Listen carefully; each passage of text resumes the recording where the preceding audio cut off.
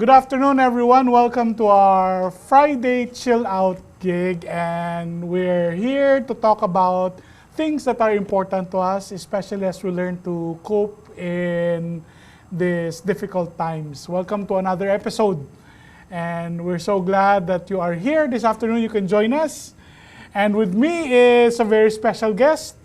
He comes all the way from Mandaue City in Cebu. And he has joined us. Let us welcome Pastor Nigel Alfafara. Greet them, Hello, Pastor thank Nigel. you for having me here. Mayong hapon sa imo. May hapon said. We're going to talk about a book by Jenny Catron. And it's entitled The Four Dimensions of Extraordinary Leadership. And in it, he talks about something important, especially in these difficult times, no? Our leadership, how we handle the situation calls for a lot of things that needs adjustment. Of course, our skills are being tested right now, how to handle situation. But there is one aspect that she also talks about, and this is important. And this is what she terms relational intelligence. Pastor Nigel, can you talk about what relational intelligence is all about? This seems like a new word to me. Actually, it's a very new word to me as well. Pero as I've been reading our materials and I've been looking at some sources as well. I think relational intelligence basically means, in a simple term, no?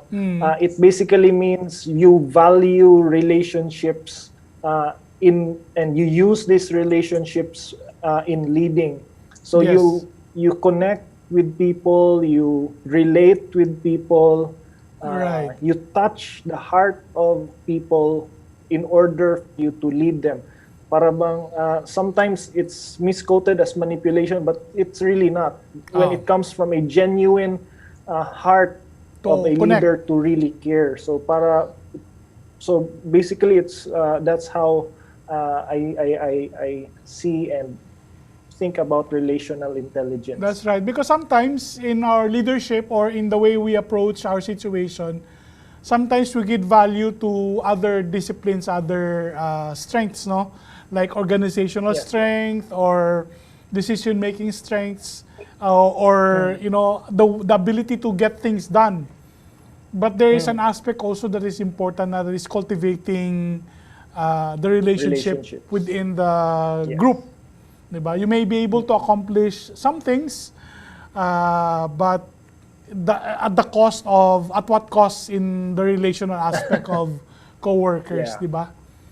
I remember we have a discussion about this, ang tawag nila leadership wake, the trail that you leave behind. One aspect is your ability to accomplish things, and the other is the influence, the legacy that you leave behind in the way that you relate to other people. Do you inspire them? Do you make them a better person after they have worked with you? So this is what is called relational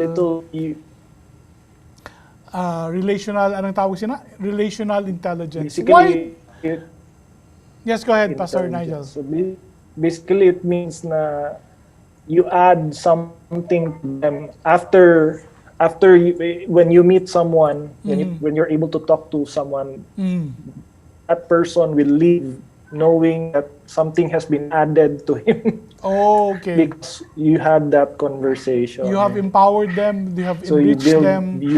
you build someone up. Yeah. That's right. That's good. There are times that when you talk with people, tapos when you leave and when you say goodbye, you feel so Drained. you feel so intelligent. Inspired. And sometimes you feel so drained because you become inspired, and sometimes you just don't feel anything. You become numb because of all the negativity and. That's right. Why do you think this is important, Pastor Nigel, especially this time of the pandemic, and there are many changes that are going on? we're facing a new normal. Why is relational intelligence important? Right now, no, what one of the things that COVID-19 has done to us is it has isolated many people. Houses have become bubbles. Houses have become um, uh, houses become isolation areas Yes. wherein we are no longer able to go out, and Right. especially for pastors, no, we struggle. Most pastors that I've been talking to, they struggle with being isolated at home because they are no longer able to connect with people, to connect with their members. So it has been a struggle. So relational intelligence is a skill that we can use as people, no? When we are relational people, we think of ways of how we can connect with the people that we no longer have physical connection with. Like That's right. we can't go to their houses, we can't meet in malls or in coffee places. So when we have this skill of relational intelligence, we find ways, Right. texting, Right. chatting. Right. um, I think one of the things that uh, made me healthy during the time of quarantine was basically chatting with people, like Connecting with them. just asking them how they are, just connecting. Yep. Because whether we like it or not, we're relational beings. That's That's how right. God created us, diba? I think the pandemic and the quarantining season has made us appreciate the connections that we sometimes take for granted, no? And Yes, so that's now we true. are doubling on our efforts to connect because there are barriers. Not only physical barriers, but it's also kind of scary at that emotional barriers now because you might be able to face them physically, but you can't be near them. So Yeah, kailangan may yeah. effort yun. So yeah, so relational intelligence is important. Si Very. Miss nganong Catriona Joy Catriona Gray man ako niya.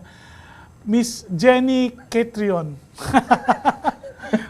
Nainto si Catriona Gray, no? Okay. She she has suggested different ways to grow our relational intelligence.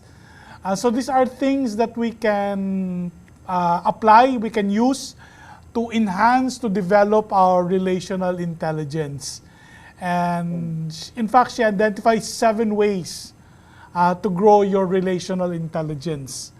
Can you tell us about number 1, Pastor Nigel?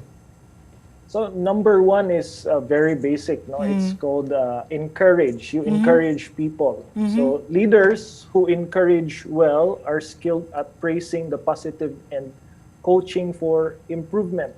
Encouragement is an intentional action by the leader to provide feedback that seeks to develop the best in others. That's right. Relational leaders take ownership for the development of those they lead and seek opportunities to speak into them in every interaction. Wow, that's interesting, no? Because I didn't I, Very.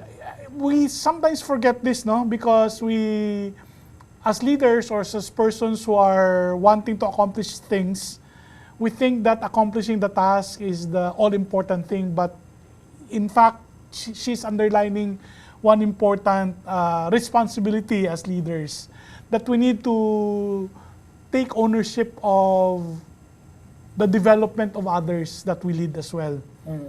So encouragement is one of those. It's intentional, gali, no? So Yeah. it has to be built into your the way that you lead people or the way that you relate to other people. And sometimes it's really hard to Mm, like, for me. I'm speaking from my own personal experience that it's sometimes really hard to to be an encouragement to people. Yes. And sometimes you really need to make an effort in doing it. One of the leaders that I've been following said that you can just write down a handwritten note to the people who are working with you or to the people around you, and that would be very encouraging. Yes. People get encouraged by that because it's very personal. I think encouragement also happens when you're intentional about it. Right. You want to say something really good. Sa family na mo, we are 5 in the family. Me, Chris, Elijah, Sam, and Anna. Every during the quarantine season, we made it a point that every night we would say an encouraging thing to one another.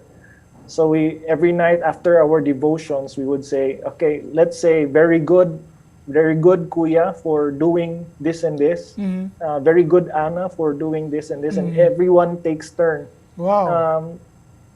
At first it was something na parang Awkward. they were hindi pa sanay, no? Oh, right. And actually that's us. We're not really wired to do this, but then if we practice it, Right. it becomes a lifestyle na So- lalabas lang ng kusa. Right. In other There's words, intentionality there. yes, intentionally encourage people. That's right. There you go. Important. So, encouragement is one way to grow in your relational intelligence. What's Yes. another one? Number 2, Pastor Nigel? Connect. You connect. So connecting is one of the most important tasks of leadership. In order to lead others to new ideas, goals, and actions, leaders must first be able to connect with them. Great leaders communicate to their staff that they want to know them not just for what they contribute to the organization, but for what makes them thrive, what inspires them, and what motivates them. They speak to their hearts by communicating that who they are matters. Matters. That's right. So, it's important to connect not just on a performance level, but also on a person-to-person basis, that you are interested in that person as a person. Not just, their quota or the things that they can accomplish, but you are interested in what drives them, what motivates them, what keeps them going. I think this is important, especially in this time, no? Kaya though we are disconnected, we are far away from each other. So all the more this should be an effort. Very much. That's true. I'm going to point to something just came into my mind that reminded me about connecting. During the season of the pandemic, the quarantine season, I asked our members to, or di ba nauso ang the challenge sa Facebook. Yes. You do a challenge, so I tried it as well sa church. No, I said, okay, here's the challenge. Challenge 1, you can do this. Ask 10 people how they are, and then challenge 2 is ask them what their prayer request would be, and then if you get to challenge 3 is you talk about Jesus about them. No? Right. So with just challenge 1, you ask people how they are. I had feedbacks and they were like saying, ang tagal naming natapos because people were just really to pour out their hearts because someone asked how they are. That's right. And it's really important nowadays because we Filipinos are we're very happy in communities. Yes. And when you're not able to go out, parang you just want to talk to people. That's right. So connecting is very important as well. That's right.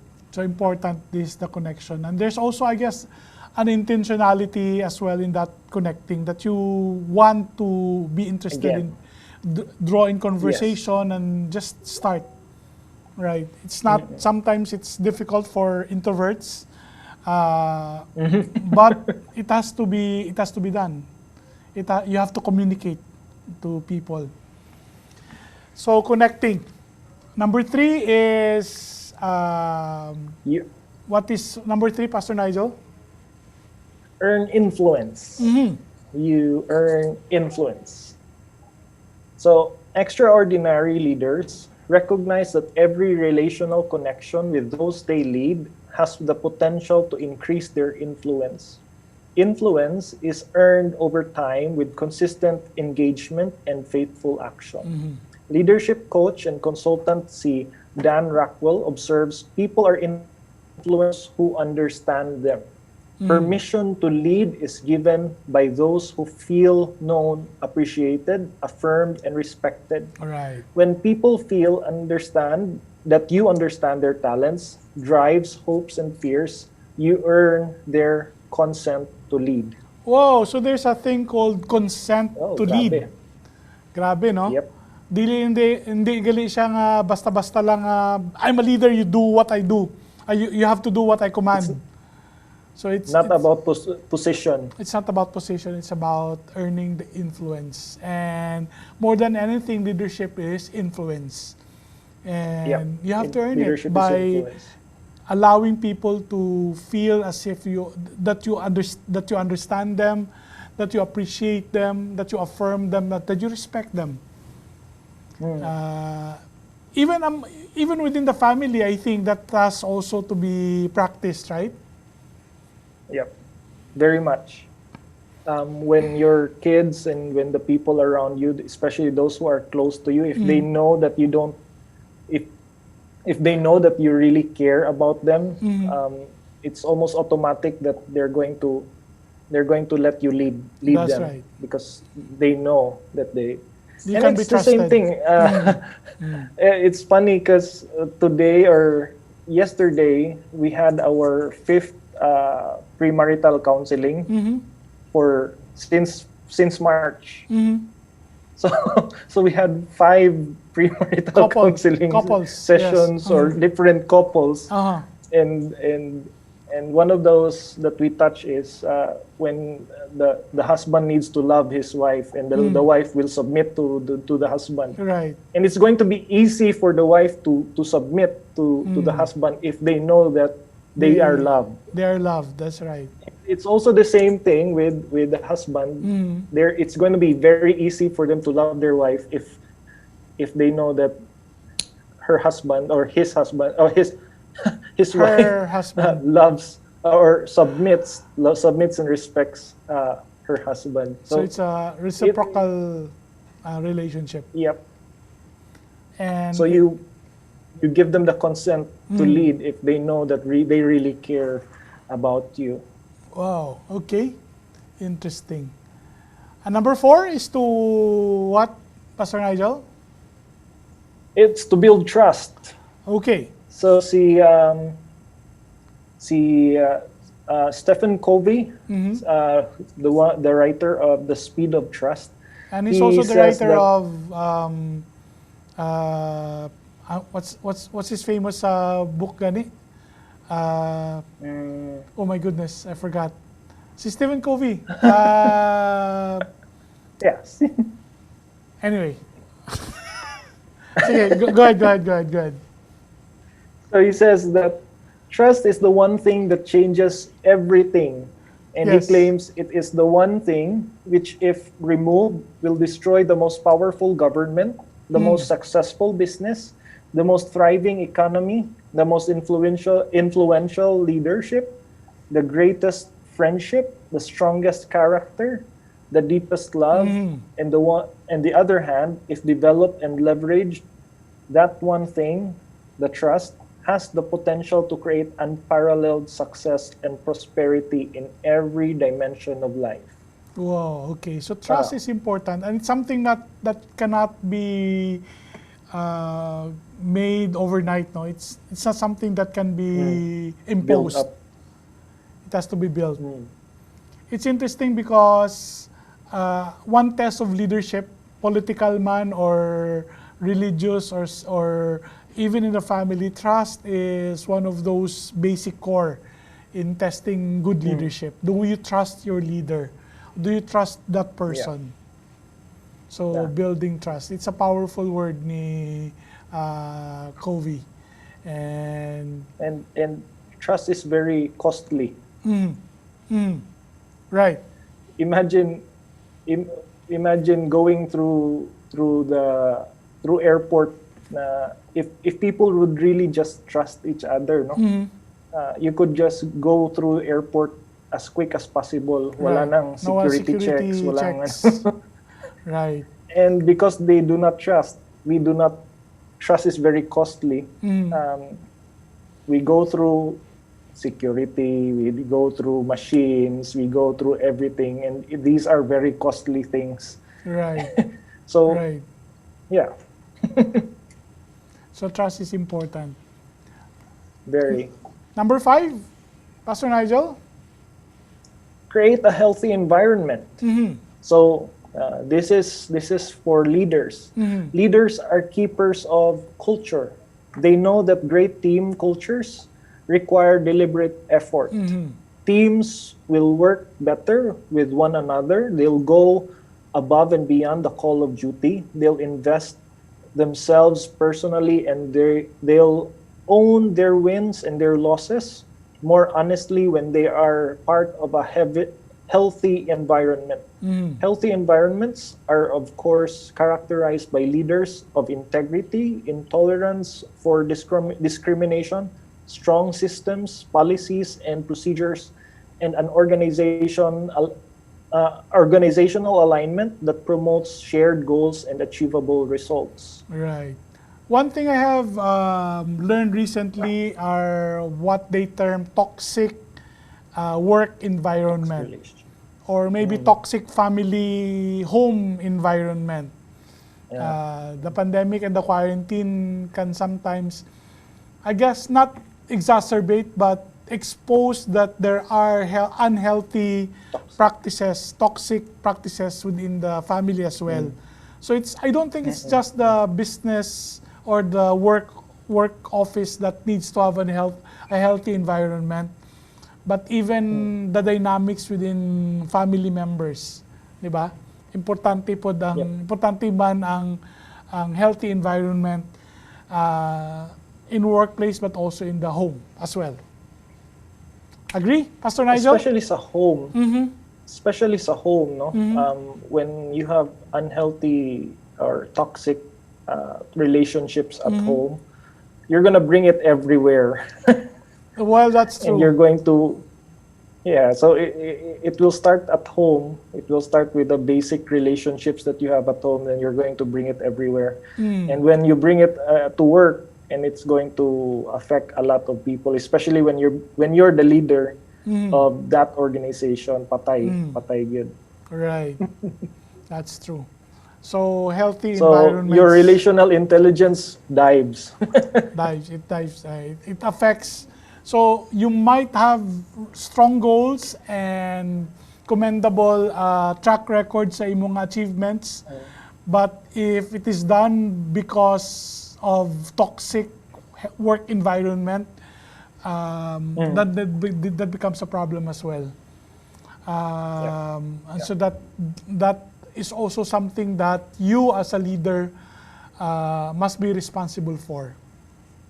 Yeah. How team members, how family members relate to one another. Wow. So And that's it's also go ahead. It's also as a leader, Gid, it's how you treat your people. If you treat them in a very toxic way, like if you just treat them like machines, then disposable. they're not going to work as. Right. Yeah, you look at them as disposable. They're not going to work well. Right. I mean, when we are in organizations, we treat organizations as family as well. Right. It's not just in a family setting, it's also in an organizational setting or in a church as well, in any organization or business. When you treat them like family. So if you treat them as family, like say, if you don't get the job done, we're going to send you off for adoption, no? Parang, it's not like that. Like you Right. don't send your child You to don't. adoption Right. just because he didn't wash the dishes. Right.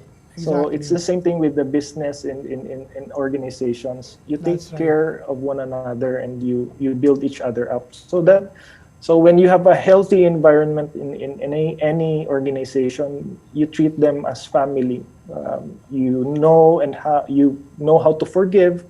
You Respect. know when to be vulnerable as well with your peers. That's right. That's important. Healthy environment. And what's number 6, Pastor Nigel? Number 6 is love your team. I think we touched a little bit on that. So love your team. As leaders, we are entrusted with the amazing responsibility of stewarding the gifts and talents of our staff. Every employee deserves to know they are a vital part of the team. They need to understand how his or her gifts contribute to the organization. We must seek ways to remind them of the significance of their work. Wow. That Love. everybody has a part, no? Right. That's true. Everybody is appreciated. Everybody is seen, respected, and loved. Yeah, yeah. I think if if if we're just mindful about relationships, what more better relationship we can offer to organizations than making it a family? Kina bang you Right. create it as it's like a family. You have a Right. brother, you have a sister, you have a father And who you're you out look there to up to, you support have a one mother who another. take care of you. Yeah, yeah. That's true. So family, like it should be like a family. I would, And I I think would, I would hope, it's yes, Pastor Bong. I would hope na ang aton yung mga work environments, people are, they feel loved, not just for what they can do, but for who they are as a person as well. We're not perfect. Not Yeah. everyone's perfect. Not everyone has. Not every aspect of us is lovable. Um, um, but despite all of that, we are shown appreciation as well, di ba? Tama, Pastor Nigel? Do you agree? Yeah. Tama. I agree much. What's number 7, Pastor Nigel? We are on number 7. To I agree very much. To also emphasize, that's one of the things siguro that I would. It's not that God in verses in the Bible, he would really say that the church is a family, and he's creating a family. I think that's a very important point that every leader would understand if they read the Bible. No, na even God really makes an emphasis on families in organizations, like in a church, Right, and it's not an accident that he does that. right. That's true. That's true. Last, Number 7. show compassion. Relational leaders demonstrate compassion. Compassionate leaders are more concerned about providing care than taking credit. Okay. When compassion drives us, it makes way for humility to lead us. Often, the demands of leadership can disconnect us from what first inspired us to pursue the ministries or careers in which we are leaders. We must find ways to stay connected to that heart of compassion from which we started. Oh, so compassion is important. So it's not just the bottom line. It's not just the target or the quota or the goals that you have set up, but also how you care for other people, how to show concern for them as well, right? Especially in So these times. it's also the the goal is also if we're relational people, or if we have this relational intelligence, so the goal is not just the it's not just the goal, but rather there's another set of relationship building, no? So it's a different goal when we apply relational intelligence. Right. So it's not funny enough. No, I was watching the Simon Sinek. If I would add Simon Sinek to Yes. the conversation, Yes. he said about empathy. Ingon siya nga, when someone is low on their kanang quota or in their goals at work, sometimes managers or leaders would come to the office and come to that person and would say, "Oh, you're low. You're not working properly. And if you're not going to work harder, you're gonna get fired." Wow. That kind of leadership is toxic, but and does not put relationship into the goal as well. But if leaders have empathy and they have relational intelligence, they would come to that person and would say, your work, you're not working hard enough. Something is wrong with your job. So how are you? It's your family.